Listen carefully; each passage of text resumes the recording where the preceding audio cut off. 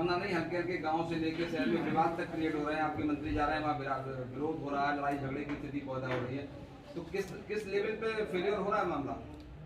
देखिए, किसान हमारा अन्नदाता है, मैं भी किसान का बेटा हूं। ये सरकार किसानों की सरकार है।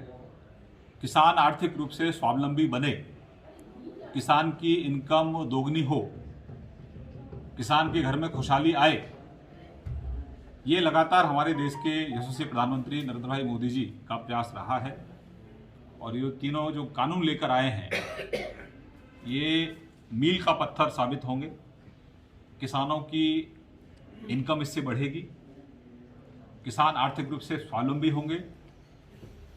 हाँ, लेकिन कुछ जो राजनीतिक पार्टियां जिनका अस्तित्व समाप्त हो रहा है, वो किसानों के कंधे पर बंदूक रखकर अपने निजी स्वार्थों की पूर्ति कर रहे हैं।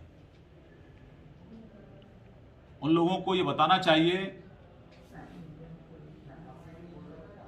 कि एपीएमसी एक्ट जो होता है, अब उसमें वैकल्पिक हो गया है। अब किसान उसके लिए बाध्य नहीं है।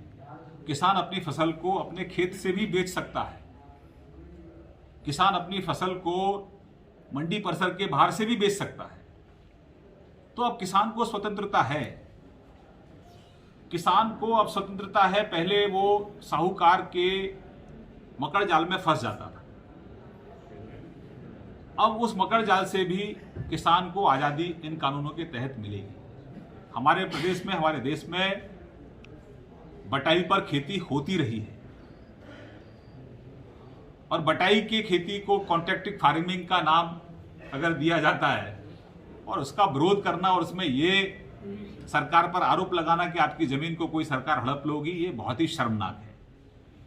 कोई प्रावधान उसमें ऐसा नहीं है, बल्कि किसान से हम तो, हमारी जो केंद्र की सरकार है वो तो टैक्स समाप्त कर रही है। जिन राज्यों में सबसे ज्यादा किसानों से टैक्स लिया जाता है, उन राज्यों के खिलाफ अगर किसान आंदोलन करें तो समझ में आता है। ना तो हमारे राज्य में ना हमारे केंद्र में, हमने तो राज्य में टैक्स कम कर दिया, मंडी शुल्क हमने कम किया, और हमारे केंद्र की सरकार ने तो बिल्कुल ही समाप्त कर दिया। तो एक आजादी किसान को हमारी सरकार, केंद्र की सरकार दे रही है। और मैं मानता हूं कि कुछ ऐसे राजनीतिक पार्टियां हैं जिनमें अभी भी गुलामी के कहीं ना कहीं अंश बचे हुए हैं, और वही लोग हमारे अन्नदाताओं को गुमराह करने की कोशिश कर रहे हैं। एक छोटा सा प्रश्न हो रहा है सर, कल मुख्यमंत्री जी ने विधानसभा में टोपी लगाने को लेके एक बयान दिया, जिस पर लेके हंगामा हो गया। समाजवादी पार्टी का आज बयान आया कि अगर हम भी आपके जो मुख्यमंत्री जी कपड़े पहनते हैं, अगर उस पर आरोप हो, उस पर अगर हम प्रश्न चिन्ह उठाएंगे तो तमाम ऐसे लोग हैं जो गलत लोग भी उस तरीके के कपड़े पहनते हैं। तो टोपी पे आपत्ति क्या है मुख्यमंत्री जी को, सरकार का क्या उस पर हुआ? बहुत धन्यवाद, नमस्कार। सर, पेट्रोल पे आपको जी, मैं जो विकास के कार्य चल रहे हैं उसकी मैंने समीक्षा की, और विशेष तौर से 50 लाख से जो अधिक लागत के जो निर्माण कार्य हैं, उनकी जमीन पर भौतिक स्थिति क्या है, इसकी भी आज समीक्षा हुई है। लगभग 1054.69 करोड़ की लागत से 21 सड़कों का निर्माण हमारे यहाँ तेज गति से चल रहा है, जिनमें 14 सड़कों का निर्माण कार्य पूर्ण हो चुका है। इसी प्रकार 372.54 करोड़ की लागत से 21 जो सेतु हैं उन पर हमारा काम चल रहा है, जिसमें 7 जो हमारे सेतु हैं उनका काम पूर्ण हो चुका है। अब शेष जो है वो बहुत जल्दी उनका कार्य पूर्ण हो जाएगा।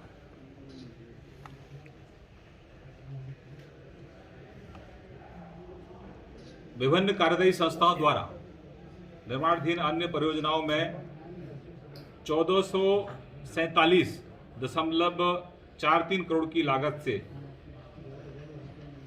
123 परियोजनाओं का निर्माण चल रहा है, जिसके सापेक्ष 45 परियोजनाओं का कार्य हमारा पूर्ण हो चुका है।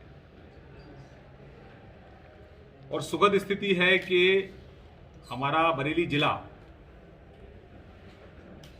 लगातार जो विकास के कार्य हैं उनमें रैंकिंग दी जाती है।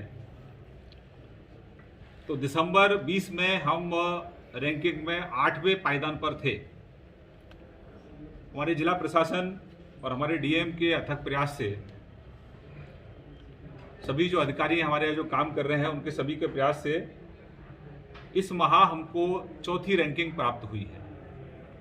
तो एक बहुत अच्छी बात है और तेज गति से काम हो रहा है और मुझे लगता है कि इसी गति से अगर बरेली में हमारा जो प्रशासनिक अमला है और तेज गति से काम करेगा तो हमारी रैंकिंग में लगातार सुधार भी होगा। सुनील भैया जिले के अंदर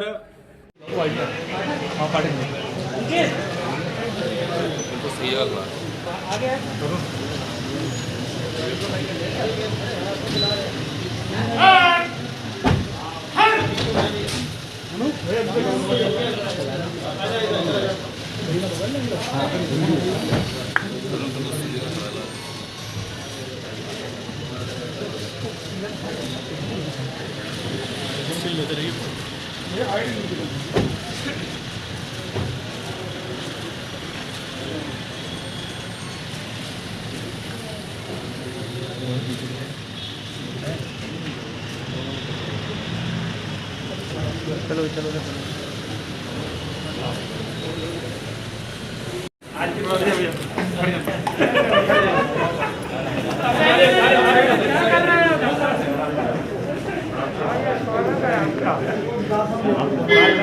भाई साहब स्वागत। भाई साहब हम लोग रात ही आ गए थे। उन्होंने कहा भाई साहब सवेरे आ रहे हैं तो हम लोग कम से कम पहले पहुंचे। चलो बड़ा भाई आगे आइए।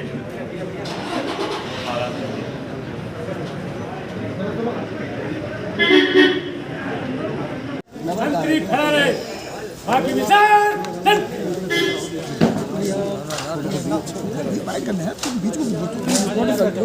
लो ऑटो